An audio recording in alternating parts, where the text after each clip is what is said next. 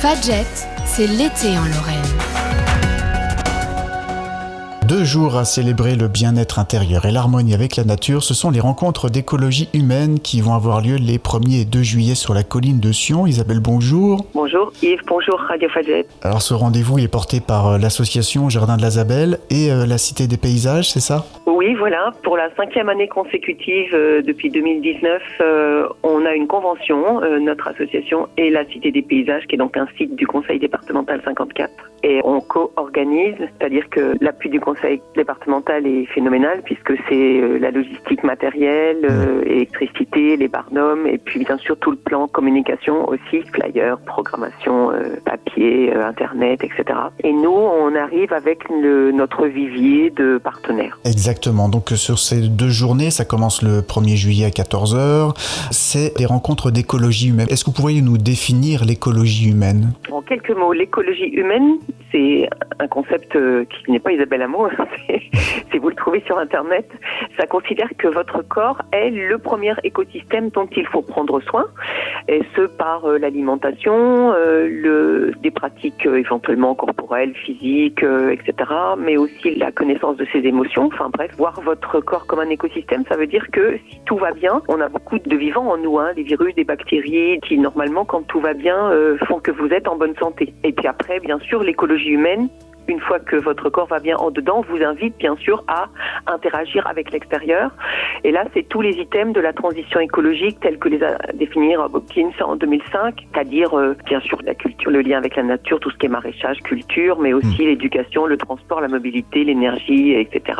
Voilà. Donc ça commence déjà par ce bien-être intérieur et après vers les autres. Et lors de ces 2 journées, comment ça va se traduire, s'expliquer, se développer ?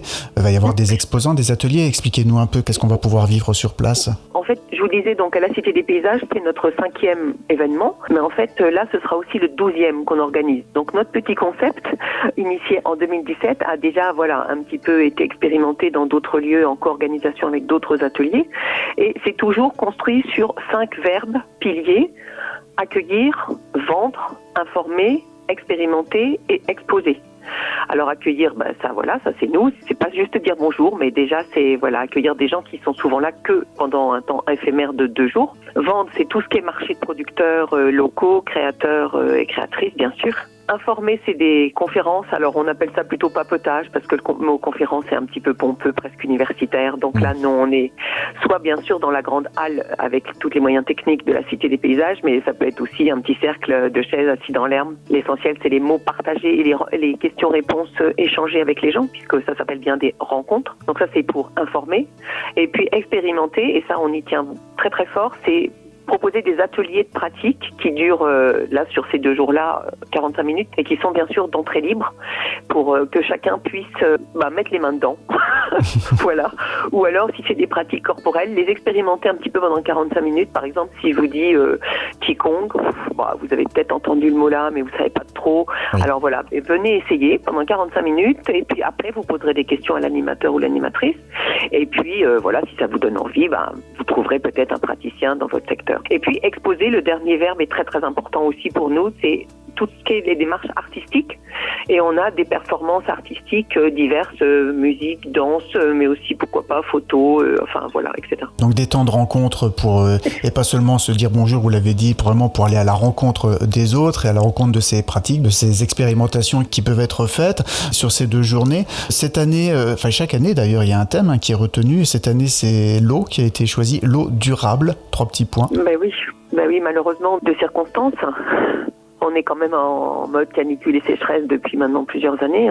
Ça touche chacun et ça touche tout le monde puisque déjà l'être humain est fait d'eau, en gros 75%, mais il y a aussi bien sûr tout ce qui est l'eau dans nos maisons. On se pose des questions sur comment ça se fait qu'on utilise de l'eau potable pour les circuits tels que les toilettes ou la salle de bain, et puis bien sûr dans les jardins qui ont beaucoup souffert puisque là, chez nous, ça fait quand même 1 mois qu'on n'avait pas eu une goutte de pluie, nos sources sont raplapla, nos fontaines ne coulent pas, et là on est quand même que mi-juin. Donc voilà, qu'est-ce qui nous attend en juillet-août et puis surtout en mode durable, c'est-à-dire pas juste penser au coup par coup. Cette année, on va faire... la préfecture demande de faire attention. D'accord, on va faire attention parce que le gouvernement dit que... Mais chaque citoyen, chaque être humain doit anticiper un petit peu pour nous, puis pour plus tard, nos enfants, nos petits-enfants, on leur laisse quoi? Voilà. C'est ça le durable. Et c'est ce qui va être développé notamment lors de ces 2 journées. Vous avez évoqué un peu le programme, on va pas pouvoir bien sûr le lister. On peut le retrouver notamment sur le site de la Cité des Paysages, citédespaysages.meurthe-et-moselle.fr. Et il y a donc tous les rendez-vous, vous avez parlé des papotages, il y a des ateliers. Et je crois que pour certains, il va peut-être falloir quand même s'inscrire pour et anticiper. Comment on organise sa visite justement? Oh là là.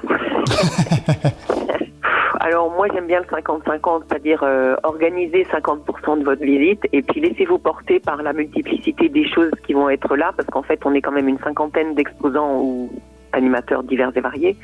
Donc le trop contrôle, le trop tout organisé, c'est peut-être pas le plus juste pour notre équilibre à l'intérieur, quoi. C'est important aussi, vous savez, on appelle ça le lâcher prise, mais peu importe. C'est aussi franchement se laisser aller par quelqu'un que vous allez croiser, que vous ne connaissez pas. Franchement, faites confiance aussi aussi bien au cœur qu'à la tête, quoi. Voilà. Et sinon, donc l'inscription, elle peut être aussi via d'ailleurs notre page Facebook du Jardin de l'Azabelle, et elle est sur la page du la Cité des Paysages. C'est bien sûr, c'est gratuit. Et c'est important de le signaler. Hein. Voilà, absolument. C'est entrée libre, tout public, les enfants sont les bienvenus, mais ça permet aux animateurs de, en gros, préparer leur espace. C'est-à-dire que s'ils ont 8 personnes, voilà, ils vont mettre 8 sièges. S'ils en ont 15, ils vont mettre 15. C'était ça aussi. Mais s'il y a quelqu'un qui arrive en plus, parce qu'évidemment, il faut être connecté, il faut avoir un téléphone portable, donc ça, c'est bien sûr pas le cas de tout le monde. Et nous, on va pas nourrir une fracture numérique qui est déjà forte existante. Donc voilà, si vous êtes là, vous êtes le bienvenu, même sans inscription. On rajoutera une chaise, on retrouvera à la Cité des Paysages, il y aura toujours un banc de plus. Voilà, c'est important de le signaler, donc faut pas se limiter à ce qui peut être affiché sur le site internet. On vient simplement et on va à la rencontre donc de vous et de toutes les personnes qui seront présentes, et on se laisse surprendre aussi par tout ce qu'on peut apprendre. Voilà, absolument. C'est un peu, vous savez, c'est se sentir un peu insecte ou oiseau, se laisser porter par le vent, par les courants ascendants. Voilà. Les rencontres d'écologie humaine les 1er et 2 juillet, donc on trouvera bien sûr les adresses, la page Facebook aussi du Jardin de l'Azabelle. Eh bien Isabelle, peut-être le dernier mot tout simplement pour annoncer et donner envie encore plus à venir ces 1er et 2 juillet prochains sur la colline de Sion.